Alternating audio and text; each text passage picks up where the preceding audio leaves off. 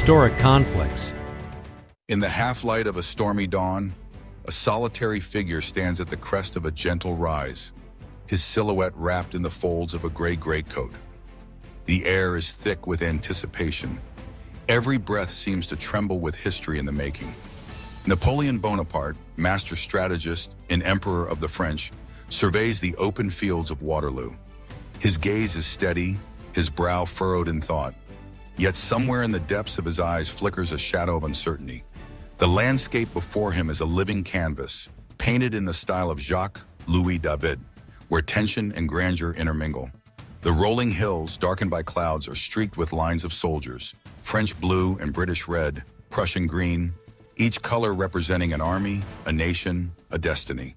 The morning is pierced by the first rumble of cannon fire, echoing across the sodden fields. The French army, seasoned and proud, stands ready to reclaim the glory of empire. Yet fate, like the weathered ground beneath their boots, is treacherous today. Soggy earth delays the artillery. Precious hours slip away as the French struggle to position their guns. Time, that most elusive of generals, begins to favor their enemies. Across the field, the Duke of Wellington commands the Allied forces with a calm resolve. His soldiers form tight lines behind the hedges and ridges of Mont Saint-Jean. British redcoats, Dutch, Belgians, and the King's German Legion. An alliance bound not by language or culture, but by a shared determination to stop Napoleon's ambition. The atmosphere is charged with the silent courage of men who know they are standing at the crossroads of history. Animated maps trace the dance of armies upon the battlefield. Arrows sweep across the screen, plotting the French advance and the Allied defensive lines. The French, confident in their numbers and discipline, launch a furious assault upon Hougoumont, a stout farmhouse anchoring the Allied right.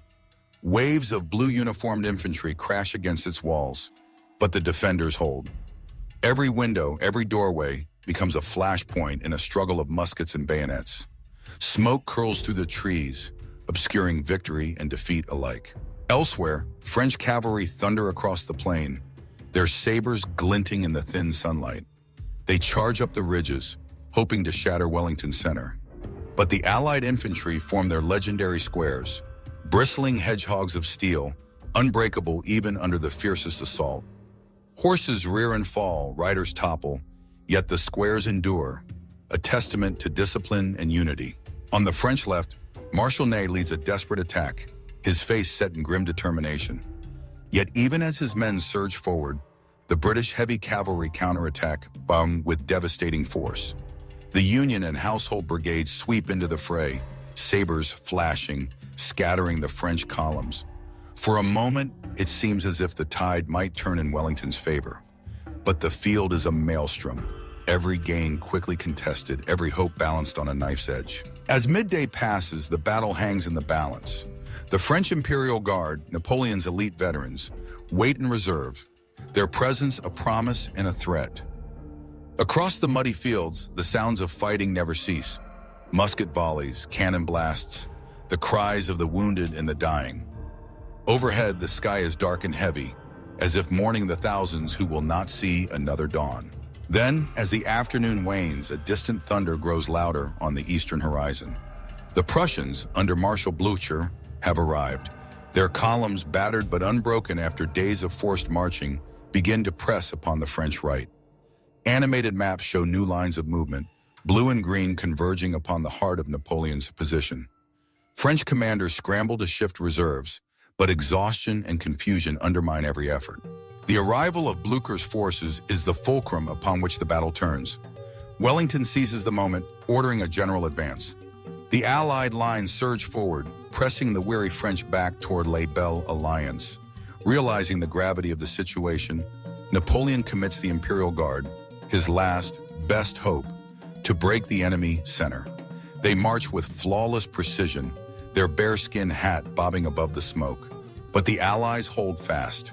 As the Guard crests the ridge, they are met by a withering volley. British and Allied guns roar, mowing down the proud veterans. For the first time, the cry goes up. La Garde recule. The Guard is retreating. Panic ripples through the French ranks. Discipline dissolves into chaos as soldiers break and flee. Napoleon himself is swept up in the rout, his dream of empire shattered in the mud of Waterloo. As dusk settles, the field is strewn with the fallen, the hopes of nations written in blood and sacrifice. The moody light softens the horror, wrapping the shattered ground in a shroud of solemnity. The classical strains of a mournful symphony echo the sorrow and the grandeur of the day. Napoleon, once the architect of Europe's destiny, is now a fugitive, his legend forever altered. The consequences of this titanic clash ripple outward, reshaping the continent. With Napoleon's defeat, the era of revolutionary wars and imperial domination comes to an end.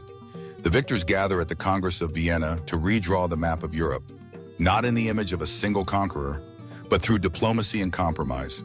Monarchies are restored, boundaries redefined, a fragile balance struck that will hold, for the most part, throughout the 19th century. The lessons of Waterloo are etched not only in the annals of military history, but in the very fabric of European society. The battle signals the end of personal rule by charismatic leaders and the beginning of a new age, one where stability, negotiation, and collective security are prized above the ambitions of any single man.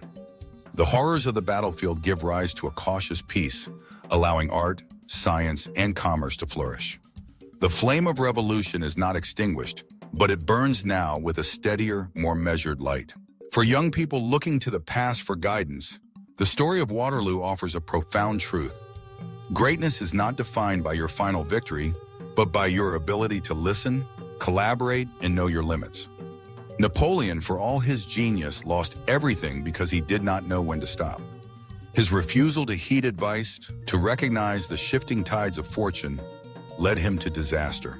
It is easy to be seduced by the allure of unbridled ambition, to chase triumph at any cost. But the true mark of wisdom lies in understanding that success is built not only on courage and vision, but on humility and restraint.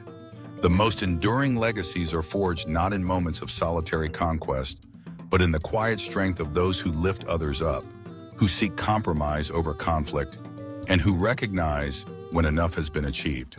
As the smoke clears from the fields of Waterloo, Europe stands at the threshold of a new era.